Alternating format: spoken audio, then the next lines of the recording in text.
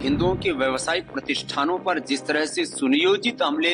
Islamic कट्टरपंथी ताकतें बांग्लादेश में कर रही हैं, ये बहुत ही शर्मनाक और खतरनाक है। भारत को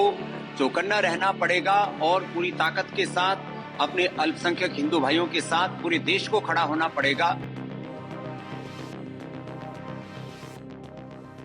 योग गुरु बाबा रामदेव ने 6 अगस्त को बांग्लादेश में हिंदुओं के घरों, मंदिरों और व्यापारिक प्रतिष्ठानों पर लक्षित हमलों की निंदा की और केंद्र से हिंदुओं की रक्षा के लिए कूटनीतिक और राजनीतिक रूप से हर संभव प्रयास करने का आग्रह किया। आगे रामदेव ने कहा कि भारत को बड़ी घटनाओं को रोकने के लिए कूटनीतिक और राजनीतिक प्रयास करने चाहिए और यदि आवश्यक हो तो बांग्लादेश में हिंदुओं की रक्षा के लिए हस्तक्षेप करने चाहिए। वहीं बाबा रामदेव ने आगे क्या कुछ कहा, देखिए वीडियो। हिंदुओं के घरों,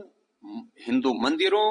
और हिंदुओं के व्यवसायिक प्रतिष्ठानों पर जिस तरह से सुनियोजित हमले इस्लामिक कट्टरपंथी ताकतें बांग्लादेश में कर रही हैं, ये बहुत ही शर्मनाक और खतरनाक है।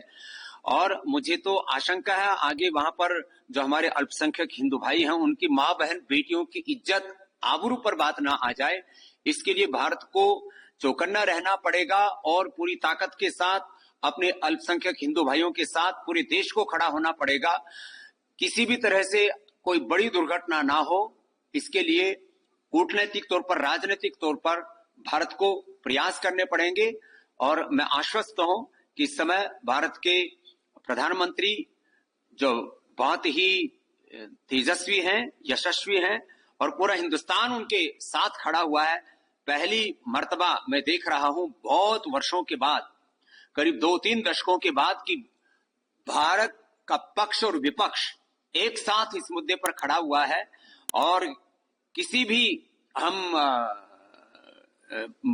बुरी से बुरी परिस्थिति का सामना करने के लिए हमें तैयार रहना पड़ेगा और जरूरत पड़ने पर भारत को हस्तक्षेप भी यदि करना पड़े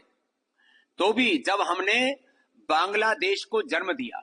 जब हम बांग्लादेश बना सकते हैं, तो वहां पर रहने वाले अपने हिंदू भाइयों की रक्षा करने में भी पूर्ण तरह से समर्थ हैं और इस भारत के सामर्थ्य को हमें दिखाना होगा, जिससे कि वहां पर रहने वाले हिंदुओं की तरफ कोई आंख ना उठा सके। और दुर्भाग्यपूर्ण तो यह है कि जिस तरह की दुर्घटना और जिस तरह का विद्रोह, बगावत बांग्लादेश में, ऐसे ही बगावत हिंदुस्तान में हो जाए। ऐसे कुछ राजनीतिक लोग, कुछ ऐसे सोशल टेररिस्ट, कुछ रिलीजियस टेररिस्ट, कुछ ऐसे यूट्यूबर्स मंसूबे पाले बैठे हैं कि भारत में भी जाति के नाम पर, आरक्षण के नाम पर, संविधान के नाम पर वर्ग भेद और अलग अलग